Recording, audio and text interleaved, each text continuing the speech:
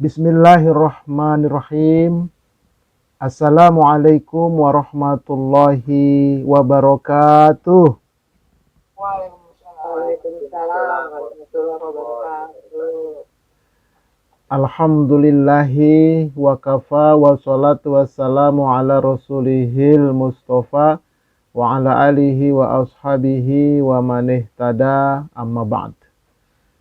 Pertama dan paling utama, tiada kata yang pantas untuk senantiasa kita ungkapkan kecuali puji dan syukur kehadirat Allah Subhanahu wa taala dengan melafazkan kalimat hamdalah alhamdulillahirabbil alamin, dengan harapan semoga kita, keluarga kita seluruhnya dijadikan Allah menjadi hamba-hamba Allah yang pandai bersyukur. Amin, Allahumma amin.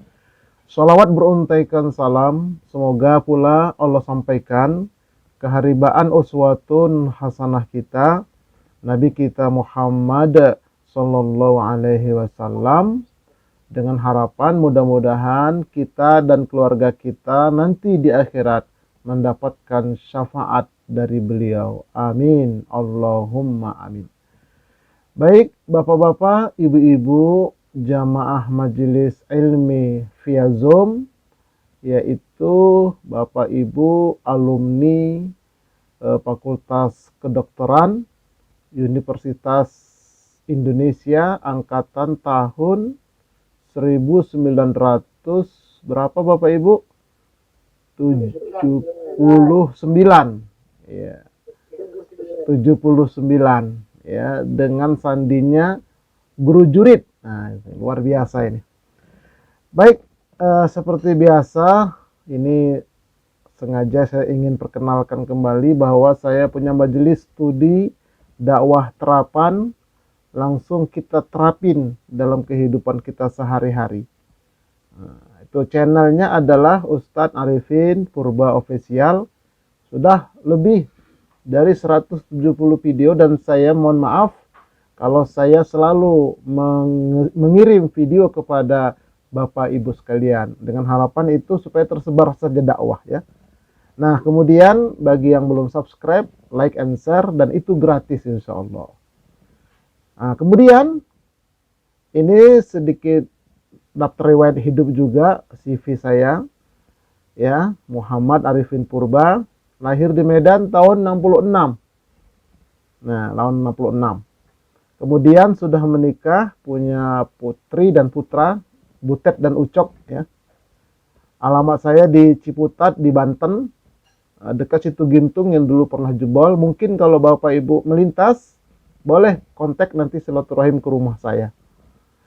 Oke, nomor HP saya 2 kebetulan, seperti bapak-bapak tadi ada yang banyak nomor HP-nya, insya Allah dua-dua aktif ini. Nah, kemudian aktivitas sehari-hari dakwah, menulis buku, konsultan keislaman, pembimbing haji dan umroh. Alhamdulillah sudah bersertifikat. Nah, mohon doanya insya Allah nanti tanggal 30 Oktober saya bawa rombongan umroh munajat sambil ibadah qabul hajat. Insya Allah.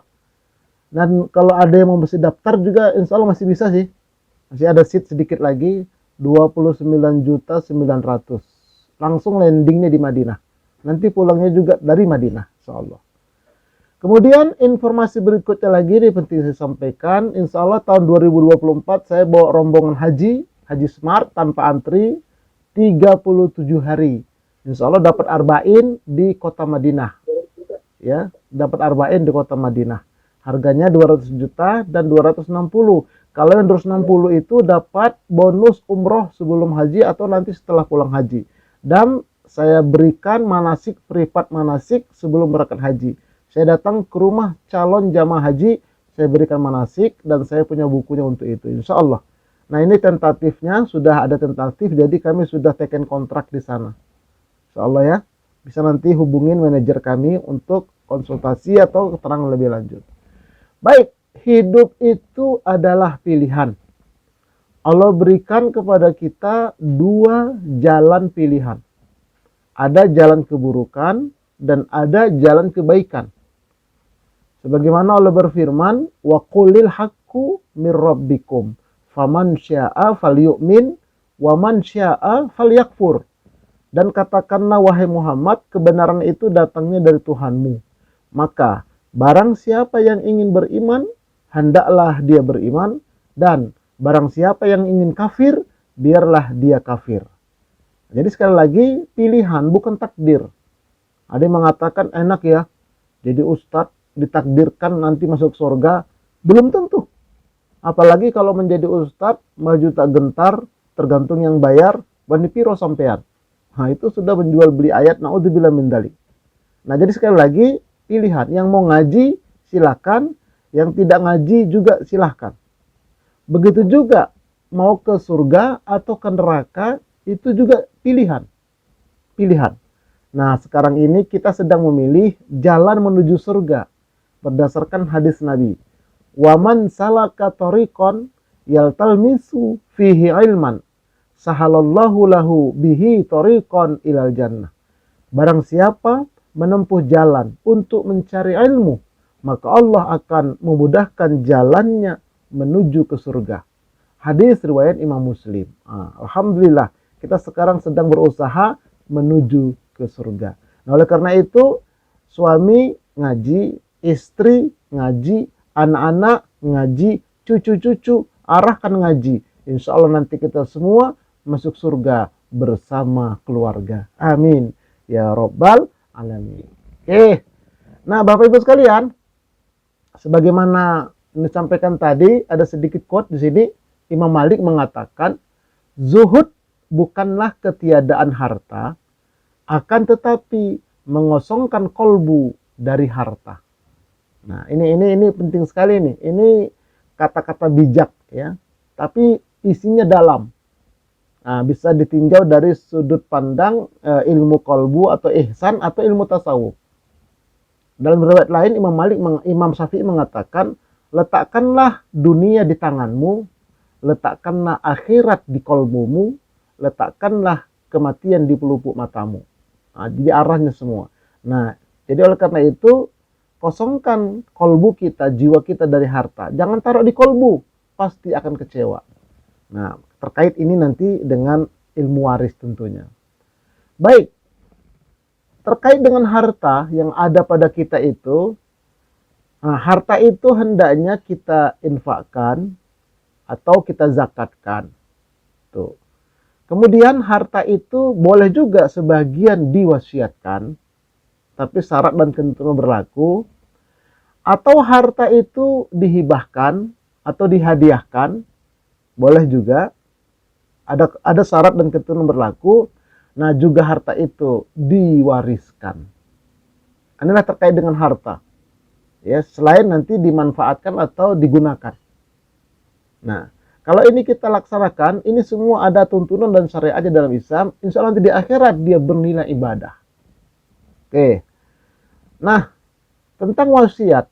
Nih, wasiat tidak sah, tidak boleh diberikan kepada ahli waris. Berdasarkan hadis, innallaha qad a'ta kulla dzi haqqin haqqahu fala wasiyata liwarisin.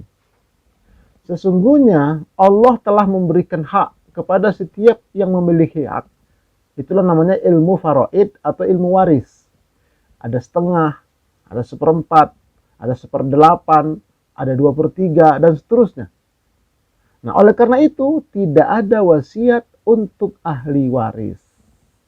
Jadi ahli waris itu dia diberikan hak-haknya sesuai dengan ketentuan Al-Quran dan Sunnah. Ya. Nah, tetapi wasiat itu diberikan kepada selain ahli waris, namun tidak boleh lebih dari 1/3 dari jumlah harta warisan. Kalau dia ternyata lebih, maka sebagian ulama mengatakan wasiat itu batal. Atau sebagian ulama mengatakan wasiat itu yang dikeluarkan 1/3 dari harta yang diwasiatkan. Nah, jadi diwasiatkan itu misalnya kepada yayasan, untuk dakwah, seperti itu. Tapi jangan melebihi dari 1/3 harta yang dimilikinya. Oke. Kemudian, hibah. Hibah juga diperbolehkan. Terutama kepada ahli waris. Tapi ada syarat-syaratnya. Pertama, orang yang memberi hibah itu masih hidup dan sadar. Yang kedua, orang yang diberi hibah itu masih hidup dan sadar. Yang ketiga, benda yang diberikan itu dapat dipindah-pindahkan dan jumlahnya tidak mencapai sepertiga harta waris. Makanya sebagian ulama mengatakan tidak boleh menghibahkan rumah. Kadang-kadang kan salah kita. Rumah ini dihibahkan untuk anak ini. Rumah itu dihibahkan untuk itu. Akhirnya habis. Dihibahkan semua. Begitu nanti orang tua meninggal, tidak bisa mengamalkan ilmu waris. Nah, seperti jadi kalau menghibahkan itu misalnya anak 3, masing-masing dikasih satu motor. Misalnya seperti itu, motor yang sedang, masing-masing dikasih 1 HP. Setelah mereka itu disekolahkan, dirawat, pokoknya dibesarkan. Maka kalau memberikan hibah atau hadiah itu ya sifatnya hanya hadiah saja, hibah itu. Tidak berbentuk suatu rumah yang besar dan sebagainya. Kenapa? Nanti waris nggak berjalan kalau semua dihibahkan. Kemudian ada tanda serah terima. Kemudian boleh kepada anak tetapi wajib adil kepada semua anaknya. Nah, inilah beberapa terkait dengan syarat dan ketentuan memberikan hibah. Oke, kemudian orang tua berhak menarik kembali hibahnya kepada anaknya. Sudah terlanjur misalnya, setelah dia tahu hukumnya karena tidak adil dan seterusnya, berhak dia menarik. Tidak diperbolehkan bagi seseorang yang memberikan pemberian atau hibah, kemudian dia menarik kembali pemberiannya itu atau hibahnya itu, kecuali pemberian orang tua kepada anaknya. Setelah dia sadar, tarik lagi kembali anak-anakku semua, bapak dan ibu batalkan hibah itu, karena bapak sekarang baru tahu, supaya nanti kalian bisa mengamalkan ilmu waris. Karena mengamalkan ilmu waris ini adalah bagian daripada syariat Islam. Nah, maka anak-anak dikumpulkan, ada pengajian keluarga, nah, akan disampaikanlah ilmu waris. Nah, atau diberikan nanti video ini kepada anak-anak kita, atau nanti ada PDF-nya diberikan kepada keluarga kita. Oke, baik. Nah, sekarang kita mulai masuk ya kepada materi kita. Sering kita mendengar pertengkaran di dalam rumah tangga yang disebabkan karena berebut harta warisan. Pertengkaran tersebut bahkan ada yang sampai pada pertumpahan darah dan akhirnya berlanjut pada pihak yang berwajib. Sampai ke pengadilan. Itu gara-gara apa? Itu semua gara-gara berebut harta. Nah, jika sudah demikian, siapa yang dirugikan? Tentu semua pihak akan merugi, baik yang masih hidup maupun yang sudah meninggal di alam kuburnya. Orang tua kita itu di alam kuburnya itu, kalau kita di dunia ini berkelahi berebut warisan, mereka mendapat azab, mereka mendapat siksa. Padahal kita cuma menikmatin saja, yang capek mereka tadinya. Ya, yang capek mereka, tapi kita berebut.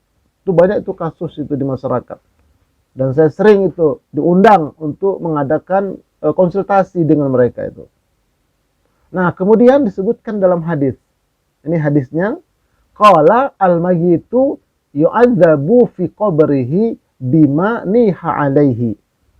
Seorang mayit disiksa dalam kuburnya menurut apa yang dijeritkan dalam tangisan keluarganya. Nah, salah satunya disebabkan berebut harta warisan. Nah, jadi makanya kita sebagai orang tua, yuk kita perkenalkan kepada anak cucu kita tentang pentingnya ilmu waris ini. Supaya nanti kita meninggal, mereka sudah paham, mereka sudah mengerti, sehingga mereka bisa menerapkan berkah buat mereka yang hidup, berkah juga buat yang sudah meninggal. Oke, nah bahkan sistem tersebut sampai hari kiamat. Yang disebutkan dalam hadis, siapa yang ditangisi dengan suara dan rintihan, maka akan tersiksa sebagaimana rintihan itu pada hari kiamat. Na'udzubillah min dzalik. Nah, itulah gara-gara berebut warisan, lagi-lagi gara-gara berebut harta warisan. Nah, ada sebuah realita. Ini masyarakat, ya, mudah-mudahan tidak terjadi pada keluarga kita. Sudah menjadi rahasia umum bahwa sebagian besar kaum muslimin tidak mengamalkan ilmu faraid atau ilmu waris di dalam membagikan harta-harta warisan. Ini sudah rahasia umum, walaupun dia itu keluarga ustadz, keluarga kiai, ya keluarga tokoh, itu udah banyak tidak mengamalkan ilmu faraid ini. Hal tersebut terjadi tidak hanya pada masyarakat biasa, tetapi justru banyak kita dapati pada keluarga ustadz, kiai, dan pemuka agama. Oke. Nah, para ahli waris ribut, saling bertengkar, saling berebut yayasan, saling berebut perusahaan, saling berebut harta, saling berebut rumah, dan sebagainya. Nah, ada itu di Jakarta ini misalnya sebuah yayasan perguruan tinggi tutup. Gara-gara apa? Gara-gara berebut yayasan, gara-gara berebut perusahaan, dan seterusnya. Padahal orang tuanya tadi tokoh agama. Nah, kemudian contoh pertama ini. Ada seorang ayah meninggal. Namun harta warisan si ayah tidak segera dibagikan kepada ahli warisnya dengan alasan kan mama masih hidup. Nggak enak lah. Padahal secara syar'i wajib segera dibagikan. Nah, ini kata Bapak Dr. Sab tadi, Bapak MC tadi, artinya itu tadi nanti ada anak yang meninggal, jadi sudah 10 tahun, 15 tahun, akhirnya ribut. Nah, kadang nggak segera, padahal segera dia. Setelah diurus semua, segera dalam waktu 3 bulan, setengah tahun, itu harus segera diusahakan untuk membagi harta warisan itu. Walaupun ibu masih hidup, istri masih hidup, atau sebaliknya. Nah, nanti kita lihat contohnya. Contoh kedua, ada ungkapan. Nih, sudahlah, harta warisan itu dibagi rata saja. Laki-laki dan perempuan sama bagiannya, agar tidak ribut, agar tidak bertengkar, supaya damai. Nah, ini kata orang tua ini. Demikianlah seorang ayah atau ibu berpesan kepada anak-anak mereka. Ya. Nah, kedengarannya pernyataan itu bagus. Nampaknya bagus memang supaya tidak bertengkar. Padahal ungkapan tersebut sudah secara terang-terangan menentang Allah dan Rasulnya. Jadi seolah-olah kalau diterapkan ilmu waris nanti akan bertengkar. Tapi kalau dibagi rata nggak bertengkar. Kan seolah-olah begitu kesannya. Nah, ini bahaya ini. Tapi banyak di masyarakat begitu. Banyak sekali. Oke. Karena mereka menuduh seakan-akan kalau hukum waris yang datang dari Allah diterapkan dalam satu keluarga, maka keluarga itu akan bertengkar. Tuh, berani sekali mereka berkata seperti itu. Na'udzubillahi min dzalik. Nah, jangan sampai kita seperti itu statement kita. Oke, kemudian ya contoh yang kedua, yang ketiga sekarang. Ada orang tua yang masih hidup. Kedua-duanya masih hidup, bapak ibu. Lalu dikumpulkanlah semua anak-anaknya, baik laki-laki maupun perempuan. Kemudian kedua orang tersebut membagi-bagikan kepada anak-anaknya seluruh harta mereka. Itu tadi hibah. Kau ini ya, kau itu ya, ini semua ya. Tapi ingat, bapak ibu masih hidup. Jadi masih punya kami, kalian atas nama doang, begitu. Nah, kedua orang tua itu berkata, ini semua sudah kami bagi-bagikan kepada kalian. Supaya kalian tidak ribut dan agar kami nanti dapat mati dengan tenang. Ini kelihatannya, kedengarannya juga bijaksana. Padahal dia juga menentangnya. Bertentangan dengan syariat. Hibah. Jadi hibah itu tidak boleh melebihi sepertiga. Dan hibah itu harus betul-betul lepas dia. Begitu sudah dihibahkan sebuah motor, ya sudah punya anak. Terserah dia. Tapi ini kadang-kadang pakai syarat. Kalau bapak masih hidup itu masih punya bapak ya. Ini masih atas nama kalian saja. Akhirnya banyak anak yang berdoa, ya Allah, supaya cepat meninggallah bapak ibu itu, agar nanti harta itu jadi milik kami. Ada yang begitu, bahkan ada yang mengatakan, ini kan sudah punya kami, bapak ibu silakan keluar dari rumah ini, atau kami antarkan ke panti jompo, atau silakan ngontrak. Diusir sama anaknya, ada begitu. Nah, karena salah menerapkan kepada anak-anak. Jadi sebaiknya katakan kepada anak-anak, cari harta di luar sana, banyak, jangan ributkan warisan ini. Ini nanti gak kemana-mana untuk kalian juga, tapi belajarlah ilmu waris. Hendaknya begitu kita berpesan kepada keluarga kita. Nah, kemudian mengamalkan ilmu faraid adalah wajib.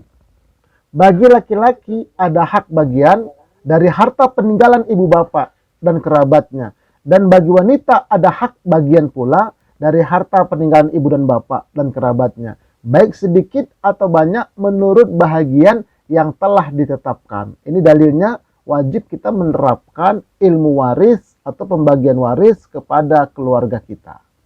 Surah An-Nisa ayat yang ke-7. Oke, keutamaan mempelajari ilmu faraid seperti kita ini. Dari Abu Hurairah berkata, Rasulullah bersabda, "Wahai Abu Hurairah, belajarlah faraid dan ajarkanlah. Karena sesungguhnya ia adalah setengah dari ilmu, dan ilmu faraid itu akan dilupakan, dan ia adalah yang pertama kali tercabut dari umatku." Nah, jadi kita ini sekarang sedang mengulang lagi, belajar lagi ilmu faraid, ilmu waris. Berarti kita sedang belajar setengah seluruh ilmu Islam. Kita sudah belajar fikih, kita sudah belajar akidah, kita sudah belajar macam-macam, tapi belum pernah belajar faraid atau ilmu waris, itu baru setengah ilmu yang mereka pelajari. Kalau sudah belajar faraid seperti ini, insya Allah sudah lengkap ilmu Islam itu kita pelajari. Masya Allah, luar biasa. Ini hadis sahih riwayat Imam Ibnu Majah. Oke, baik. Nah, sekarang kita masuk praktek contoh kasus saja langsung. Ya, nanti kita akan diskusi praktik membagi harta waris. Ini saya tulis praktik bukan praktek, karena saya lihat di Kamus Besar Indonesia itu memang tulisannya praktik membagi harta waris. Oke ya. Satu, kewajiban kita yang masih hidup, ya, memisahkan harta bawaan suami dan istri. Waktu menikah dulu. Waktu menikah suami bawa apa, istri bawa apa. Nah, itu dipisahkan masing-masing. Oh, Ustadz, waktu itu kami menikah mulai dari nol. Kayak di pom bensin, dari nol ya Pak, begitu. Tidak membawa apa-apa sampai ke Jakarta. Nah, kalau memang tidak ada bawaan ya sudah. Tapi kalau ada bawaan, salah seorangnya itu dipisah dia. Dipisah. Yang kedua, setelah itu membagi harta, membagi dua harta, atau namanya istilahnya gonogini, suami dan istri, yang didapatkan bersama sejak mulai menikah. Suami bekerja, istri di rumah, mengurusi rumah, anak-anak. Kata ulama, modal seperti itu bekerja juga istri. Maka harta yang didapat suami itu adalah milik bersama. Gonogini bagi dua. Nah, kalau di zaman Nabi atau di Arab sekarang, itu suami bekerja, istri di rumah tidak ngapa-ngapain. Cuman berdandan dan melayani suami. Ada pengurus rumah, itu suami, itu yang membayar khodimah. Ya, pembantu untuk beres-beres semua. Bahkan menyusui anak pun itu disusukan kepada ibu susu, dibayar oleh suami. Nah, kalau seperti itu, maka apabila suami bekerja, seluruh harta itu milik suami. Kalau istri seperti itu. Tapi kalau istri rumah kerja, itu harta yang didapat adalah milik bersama. Nah, begitu menurut kompilasi hukum Islam. Supaya ada nanti keadilan. Karena nanti kalau suami ini bekerja, istri di rumah, kemudian harta punya suami semua. Begitu suami meninggal, masa kan istri cuma dapat 1/8. Kecil sekali mau di mana tinggal. Makanya nanti bagi dua dulu harta, baru nanti istri dapat lagi 1/8 dari suami. Nah, begitu. Jadi logikanya seperti itu. Nah, yang ketiga, dikeluarkan dari harta si mayit itu pembiayaan perlengkapan si mayit. Itu dari harta si mayit. Ya. Jangan harta waris, tapi sebelum dibagi waris, dikeluarkan dulu. Ya, misalnya membeli perlengkapan, mengurus pemakaman, atau bahkan misalnya dia mau dimakamkan di daerah mana itu, Sindigo apa namanya itu, yang harganya sampai 150 juta satu kapling, Indigo gitu. Nah, itu keluarkan dari harta si mayit sebelum dibagi waris. Nah, kemudian menunaikan wasiat maksimum 1/3 tadi kalau ada wasiat, ya, dengan data tentunya. Nah, kemudian yang keempat, yang kelima, melunasi hutang-hutang si mayit. Menurut Imam Asy-Syafi'i, yaitu mendahulukan hutang kepada Allah, seperti zakat mal, seperti haji, atau kifarat. Tapi menurut imam yang lainnya, hutang kepada Allah semuanya gugur. Nah, ini kalau menurut Imam Syafi'i, orang tua kita itu meninggal, banyak harta tinggalkan, tapi belum haji. Maka wajib dari harta itu sebelum bagi waris, dikeluarkan dana untuk badal haji. Tapi badal haji itu berangkatnya dari Indonesia. Misalnya, Ustadz Purba, tahun ini berangkat bawa rombongan, iya. Kan Ustadz sudah berkali-kali betul. Bisa nggak Ustadz membadalkan orang tua saya? Dari sini berangkat, jangan di sana. Nanti di sana disubkan lagi dia, tinggal dapat sertifikat. Dari sini jadi berangkatnya dari sini tuh sampai ke sana, pulang lagi, baru nanti dapat sertifikat. Jadi ada ijab kabulnya membadalkan haji itu. Nah itu baru sempurna insya Allah. Dari harta si mayit sebelum dibagi waris. Nah itu jadi seperti itu. Zakat malnya juga selama ini orang tua kita belum berzakat mal. Keluarkan dulu zakat malnya. Baru nanti bagi waris. Jadi berkah dia. Oke. Tapi menurut imam yang lain, oh tidak. Itu tidak ada kewajiban. Karena sudah terputus. Sudah meninggal. Silakan pilih mana yang mau. Yang keenam, mendata nama-nama ahli waris yang masih hidup. Ini kewajiban ahli waris ini. Sebelum membagi harta warisan. Didata. Mana saja yang ahli waris masih hidup. Kemudian menetapkan ahli waris ring 1. Ring 1 mana? Ring 2 mana? Dan seterusnya. Nah itu kewajiban kita sebelum membagi harta. Dicatat itu. Ya, didata dia. Nah baru ketujuh menetapkan rumus bagian mereka masing-masing. Si A dapat berapa, ini dapat berapa. Nah itu setelah rumusnya itu ketahuan, baru harta itu dinominalkan. Ya, baru dibagikanlah harta warisan sesuai dengan rumus-rumus tadi. Nah, ini kira-kira 8 poin ini kewajiban kita sebagai ahli waris sebelum kita membagikan harta waris itu. Nah, ini berkah buat yang hidup, insya Allah berkah buat yang sudah meninggal. Baik. Nah, kita masuk kepada contoh soal. Ya. Contoh soal 1. Ada suami dan istri. Punya anak laki-laki namanya Ucok 1, Ucok 2. Kenapa saya bikin Ucok? Saya tidak mau sebut nama, nanti ada kebetulan namanya sama tersinggung. Kan gak enak. Nah kita bikin aja Ucok. Yang kedua, punya anak perempuan. Butet 1, Butet 2. Oke, contoh soal ini ya. Lalu yang meninggal siapa nih kita bikin contoh? Suami atau istri? Suami dulu lah. Suami meninggal duluan. Tahun 2020. Kemarin. Istri masih hidup. Istri masih hidup, ini belum meninggal ini, istri masih hidup. Nah, istri masih hidup, anak-anaknya ada Ucok, 2 Ucok, dan anak-anaknya perempuan ada 2 Butet. Nah, bagaimana ini? Membagi harta warisnya. Oke, kita lihat ya. Harta warisannya berupa, nah, rumah utama seharga 2 miliar. Ada ruko 1 harganya 400 juta. Ruko 2 harganya 600 juta. Memiliki rumah kontrakan harganya 800 juta. Kira-kira itulah semua. Nah, totalnya 3 miliar 800 juta. Nah, ini bagaimana menghitungnya ini? Oke. Yuk kita lihat bagaimana pembagian warisannya. Kalau memang ada kebetulan kecocokan, ya bagus, nanti tinggal kita menyesuaikan. Kecocokan hitungannya seperti itu. Oke, mari kita lihat. Ya. Total harta waris si suami. Ya. Suami istri tadi, total harta suami istri. Bersama tadi itu gono gini. 3 miliar 800 juta. Itu harta suami istri. Ini dibagi 2 dulu. Suami dapat 50%, yaitu 1 miliar 900 juta. Istri juga dapat 50%, 1 miliar 900 juta. Oke. Nah, harta suami yang meninggal inilah yang akan dibagikan. Istri sudah dapat 1 miliar 900 juta. Kenapa? Gono gini tadi. Hasil bersama tadi itu. Nggak ada bawaan. Waktu menikah suami istri ini kebetulan dari nol. Mereka berusaha berdua, suami kerja, istri di rumah dan seterusnya. Dapatlah kekayaan 3 miliar 800 juta. Bagi 2. Yang setengah untuk suami yang sudah meninggal, yang setengah untuk istri yang masih hidup. Yang akan dibagi adalah harta suami. Ayah yang sudah meninggal. Yang istri tidak, itu milik dia. Milik dia. Oke.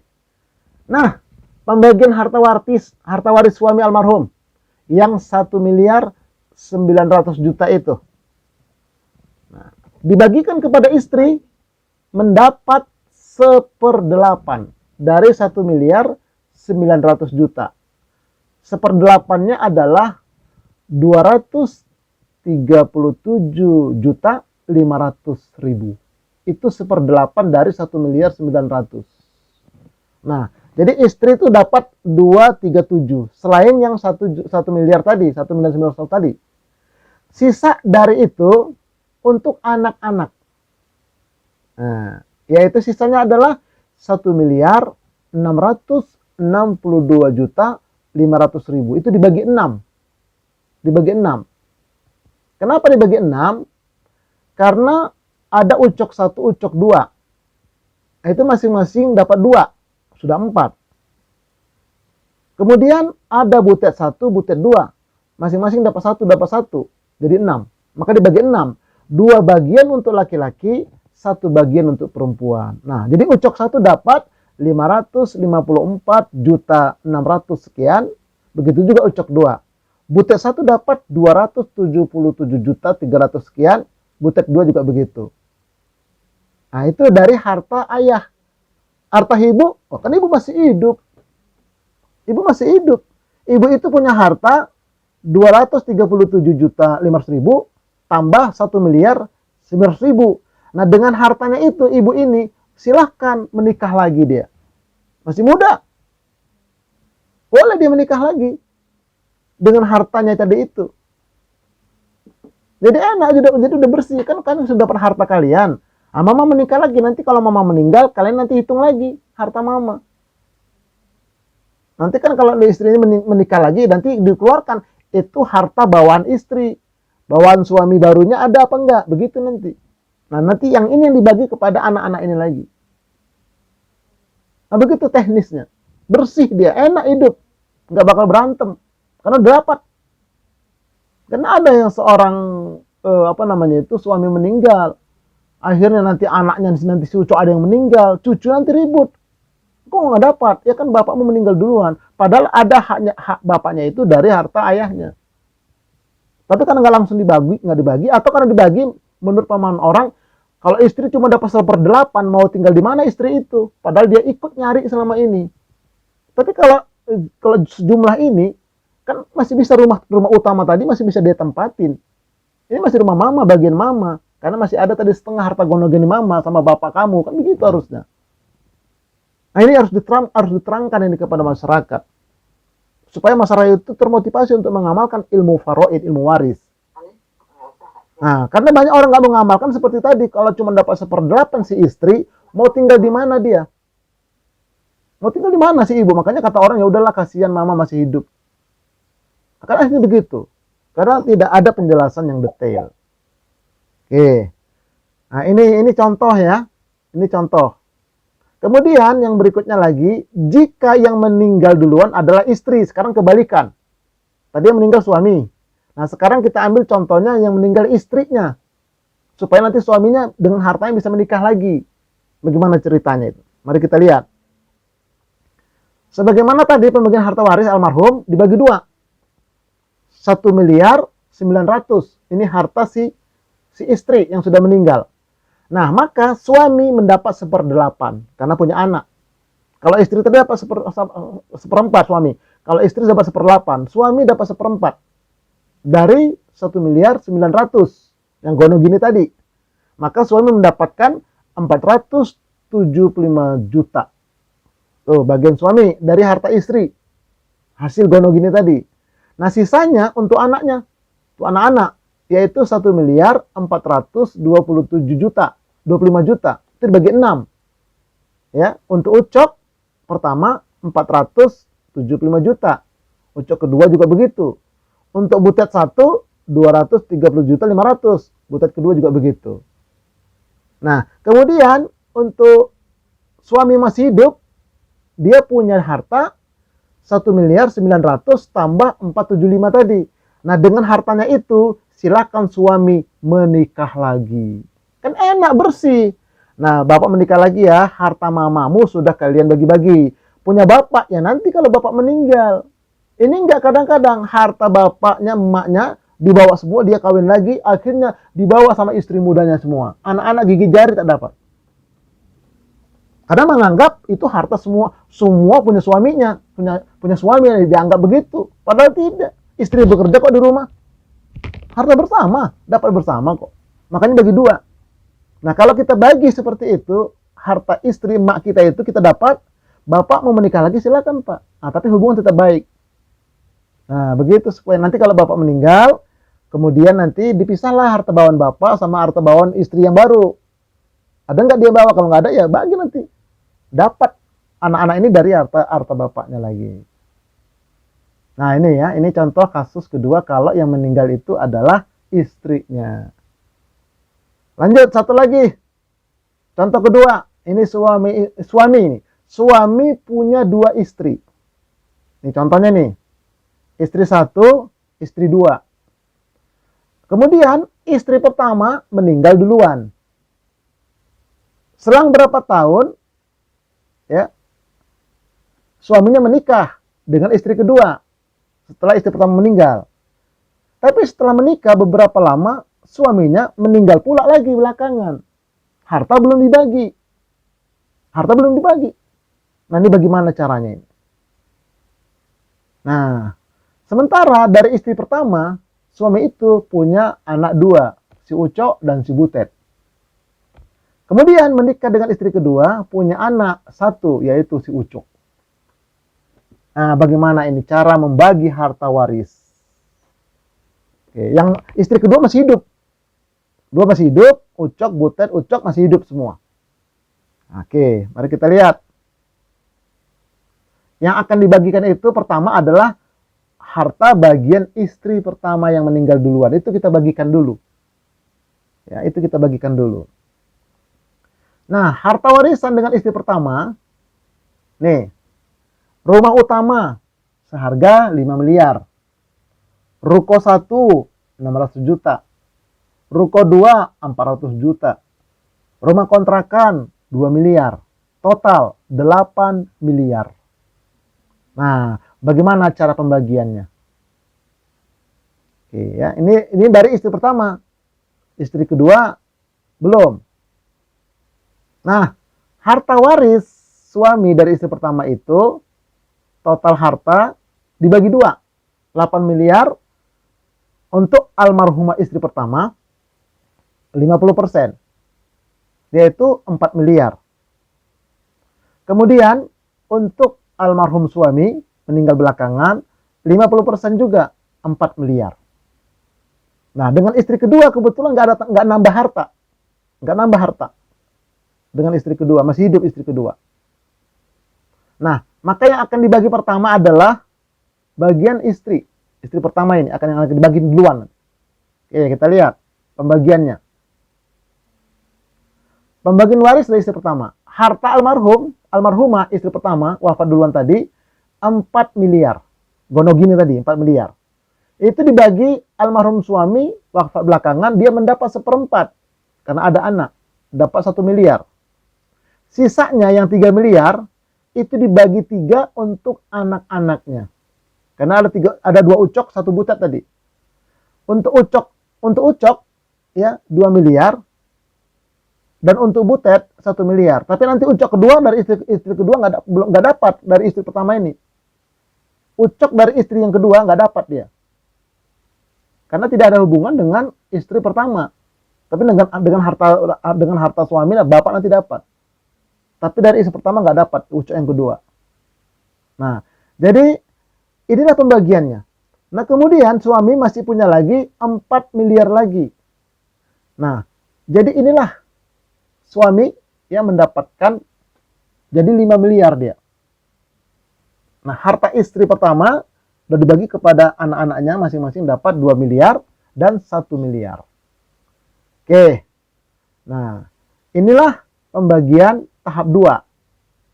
Nanti suami ini akan dibagi lagi dia karena sudah meninggal. Ini pembagian dari harta istri pertama. Nah, kemudian pembagian waris tahap 2 yaitu harta almarhum suami tadi yang 5 miliar tadi. Itu dibagikan kepada istri kedua. Nah, istri kedua masih hidup.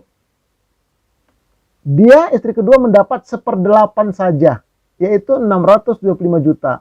Tanpa mendapat harta gonogini. Karena semua bawaan suami. Nah, jadi istri kedua ini nggak bawa apa-apa. Dan dia selama istri kedua nggak ada nambah apa-apa. Cuman melanjutkan saja sudah. Makanya begitu suami meninggal, istri kedua hanya dapat 1/8 saja. Dari 5 miliar tadi. Nah, kemudian sisanya untuk anak dibagi 5. Karena ada 2 ucok, 1 butet. Dibagi 5. Yaitu 4 miliar 375 juta. Nah, itu dibagi 3, dibagi 5 dia. Ucok 1, ucok 2, dan butet. Nah, jadi ucok 1 dapat 2 bagian, ucok 2 dapat 2 bagian, butet dapat 1 bagian. Jadi 5. Maka dibagi 5 yang 4.375 itu.